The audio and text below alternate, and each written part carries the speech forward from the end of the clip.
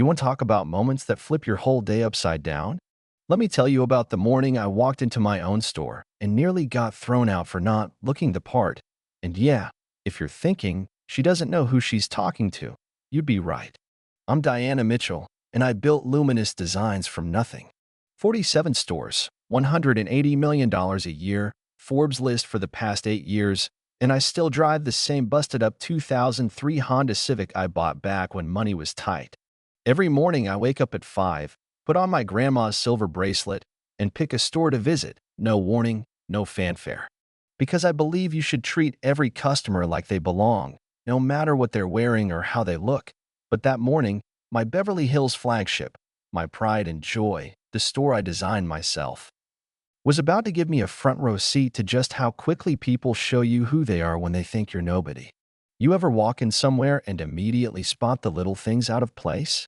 That display case was crooked, but I let it go. I just wanted to see how my people treated folks when they didn't know the boss was watching. Now, Patricia Whitman, store manager, Connecticut-born, old money, right down to her pearls, spots me before I make it 10 feet inside. She's all smiles, but the smile stops at her eyes. You know? Are you looking for something special today? In that voice that says she's already sized me up and decided I'm lost. I asked to see the Aurora collection. If you know, you know.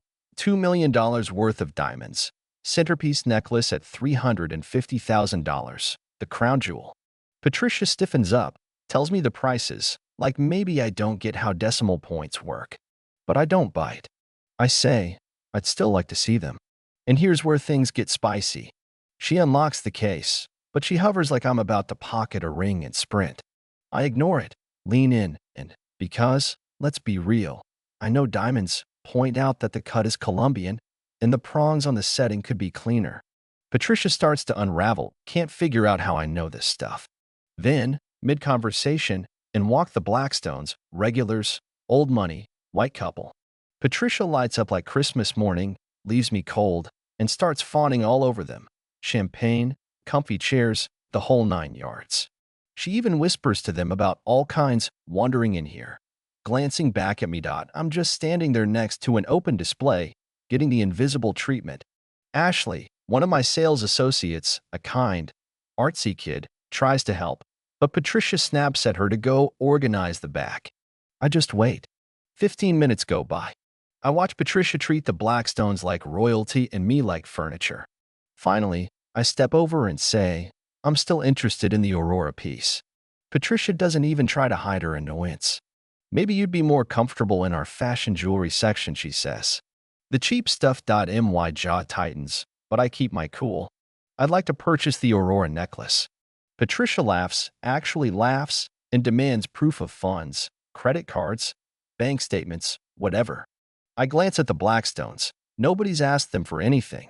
Patricia insists it's standard policy. I call her on it. Is that so? She gets nasty. You don't look like someone who can afford it. Probably here to steal.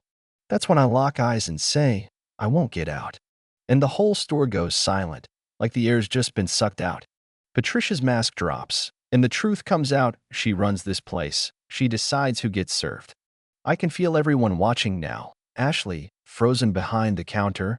Kevin, the assistant manager, nervous. Marcus, my security guy, trying to figure out which way this is going to go.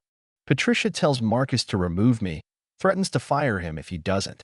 She's screaming thief, and you can see phones coming out, people filming. I'm shaking. But it's not fear, it's years of being judged, dismissed, underestimated, and I've had it. I pull out my phone, and Patricia flips, thinks I'm recording. No, I say, I'm calling my board of directors. Now, that catches everyone off guard. She stutters. You're what? I call for an emergency board meeting, right there, in front of God and everybody. Ashley's pale as a ghost, frantically Googling. Kevin's putting it together. Diana Mitchell. Patricia's face drops. She finally remembers the name on every memo, every check, every company newsletter. Yeah, the boss. The founder. The one woman in the world who can end her career with a phone call. She starts babbling, apologizing, but I'm not interested. You meant every word, every look, every assumption, I say. The Blackstones quietly slip out, embarrassed to have played a part in it. Patricia is sobbing, pleading, "Please, I have kids, a mortgage, I'll change. I've heard it all before. You had your chance. You chose not to take it." I fire her right there, surrounded by cameras and witnesses. Security cameras, customer phones, no wiggle room, no spin. I turn to the rest of the staff. "Kevin, you tried to de-escalate. Congratulations, you're the new manager." "Ashley, you showed heart when it counted." "Assistant manager." "Marcus, you used your judgment, not just your orders. You're getting a commendation and a raise. That's how it's supposed to work. Integrity rewarded, prejudice out the door." Patricia is gone, carrying her little box of belongings, her legacy at Luminous over in 30 minutes flat. I'm not happy, not smug, just relieved and sad. I built this company so nobody would ever feel the way I did as a young black woman walking into stores where people assumed I didn't belong. I straightened that crooked display case, the one that caught my eye when I first walked in, and it feels symbolic. Putting things back in order after all that chaos.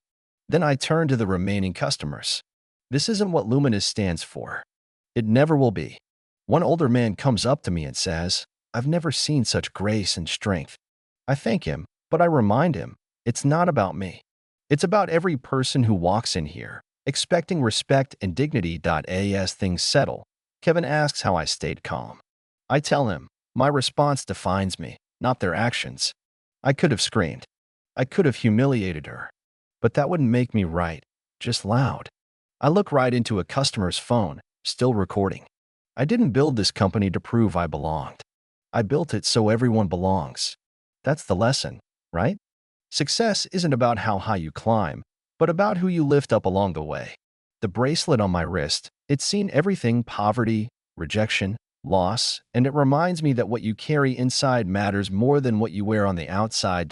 So yeah, I got mistaken for a nobody in my own store.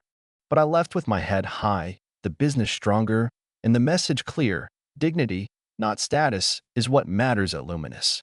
Justice didn't come with yelling or revenge, but with action, leadership, and the quiet power of standing your ground. If you ever find yourself judged by your cover, remember, you decide your worth, not them. Share your thoughts. What would you have done in my shoes? Ever seen someone get written off, only to flip the script?